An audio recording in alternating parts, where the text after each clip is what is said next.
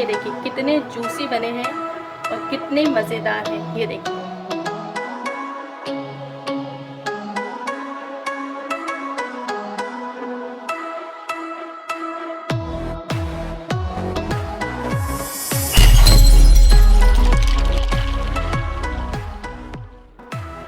अस्सलाम वालेकुम, कैसे हैं आप लोग सब। उम्मीद करती हूँ सब ठीक ठाक खैर खैरियत से होंगे।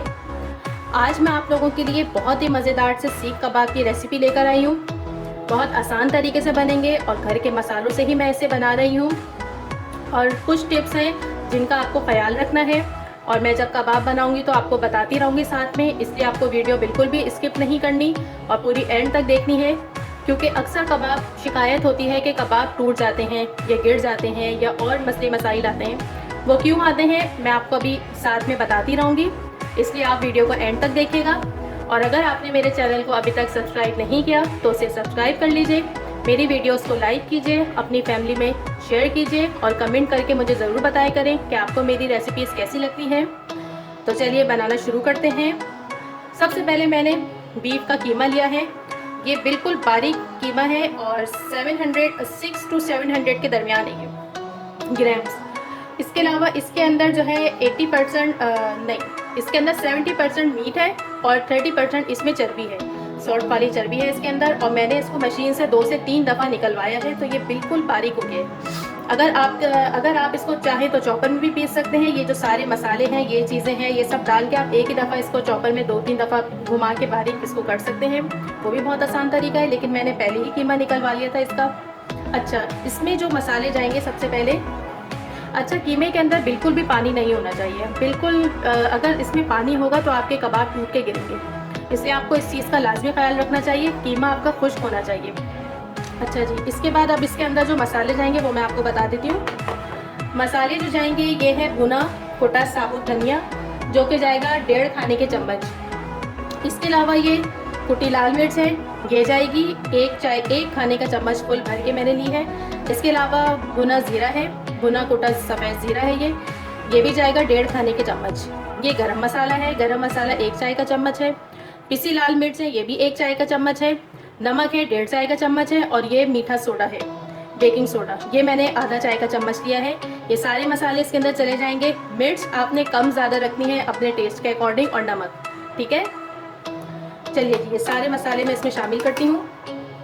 सूखे मसाले चले गए हैं और अब बारी आती है इसकी। एक पूरी बड़े साइज़ की प्याज है ये, जिसे मैंने कद्दूकश करके इसका पानी बिल्कुल निकाल लिया है। तो ये अब इस तरह की हो गई है सूख के बिल्कुल। अच्छा, ये है 2 छोटी हरी मिर्चें, और मिर्चें आपको अपने टेस्ट के मुताबिक लेनी है, ज़्यादा भी कर सकते हैं। हमारे यहाँ ज़रा कम खाया जाता है इसलिए मैं कम देती हूँ।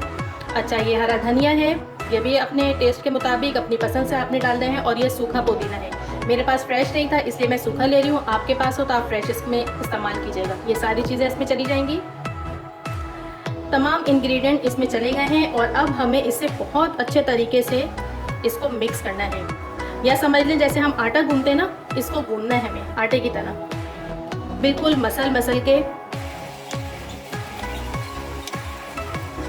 अच्छा, मैं इसके अंदर अदरक लहसुन शामिल करना भूल गई, सॉरी, मुझे याद नहीं रहा शुरू में। अच्छा, इसके अंदर 1 खाने का चम्मच भर के अदरक लहसुन जाएगा। चलिए, इन तमाम चीज़ों को ज़बरदस्त तरीके से हमें मिक्स करना है। समझ लें जैसे हम आटा गूंथते हैं ना, हमें बिल्कुल इसी तरीके से पूरा जोर लगा के इसे 3 से 4 मिनट तो बिल्कुल गूंथते ही रहना है। ये देखिए जनाब, मैंने अच्छे तरीके से इसको खूब जोर लगाकर मिक्स कर लिया है। इस तरह से पूरी जान लगा के आपको ऐसे। अब ये बहुत अच्छे तरीके से मिक्स हो गया है, बल्कि भुन चुका है ये कीमा। और अब मैं इसमें लगाऊंगी कोयले का धुआं। कोयले का धुआं जो है वो ऑप्शनल है, आपकी मर्ज़ी, आप लगाएं या नहीं लगाएं, लेकिन मुझे बहुत अच्छा लगता है, इससे फ्लेवर बहुत ज़बरदस्त आता है। बस आपने कोयला रख दिया है, इसके ऊपर गेंदें टपका दी ऑयल की, बस। और इसको कवर करके कम से कम भी 5 मिनट तक रखना है। चलिए, मैं आपको 5 मिनट बाद मिलती हूँ। 5 मिनट हो गए तकरीबन इसको धुआं लगते हुए, बस। और अब हम इसे निकाल लेंगे।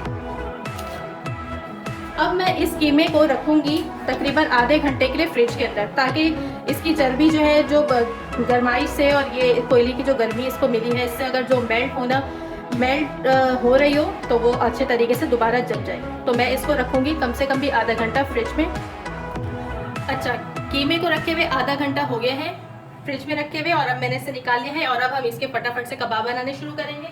कबाब बनाने के लिए मैंने सबसे पहले एक तो ये इस तरह की पतली सीख ली है, और ये मैंने लिया है ठंडा पानी। ये देखिए ठंडा पानी होना चाहिए और फुल ठंडा होना चाहिए। अब मैं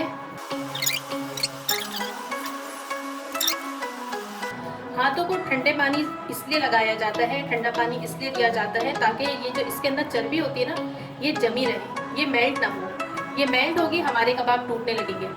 जल्दबाजी नहीं करनी, बहुत आराम आराम से आपने इसको बनाना है।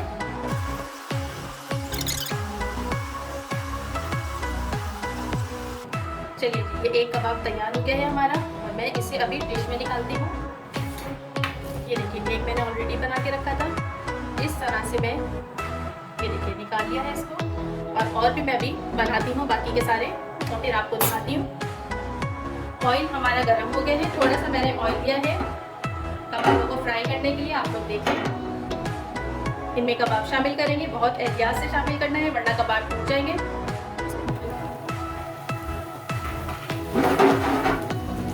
फ्लेम हमें मीडियम रखना है, मीडियम टू लो रखना है, और बस इसे 2-2 मिनट तक सारी साइडों से पकाएंगे। बस एहतियात से हमें इसकी साइड चेंज करनी है। साइड इसकी चेंज कर दी है और तैयार है हमारे बहुत ही मजेदार से रेस्टोरेंट स्टाइल सीख कबाब। इन्हें ओवर कुक नहीं करना वरना ये खुश्क और ड्राई हो जाएंगे अंदर से, और इसमें टेस्ट भी नहीं रहेगा फिर। ये देखिए हमारे कबाब चारों तरफ से बहुत अच्छे तरीके से फ्राई हो गए हैं, और बस अब हमें इन्हें एहतियात से निकालना है।